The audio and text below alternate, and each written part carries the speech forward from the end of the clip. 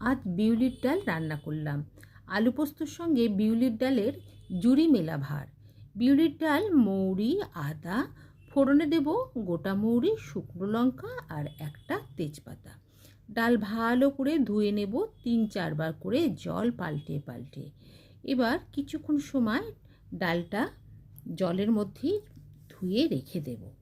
এবার আদা আর গোটা মৌরি বেটে নেবার জন্য সামান্য জল দিয়ে ব্লেন্ডারে ঘুরিয়ে নিলাম।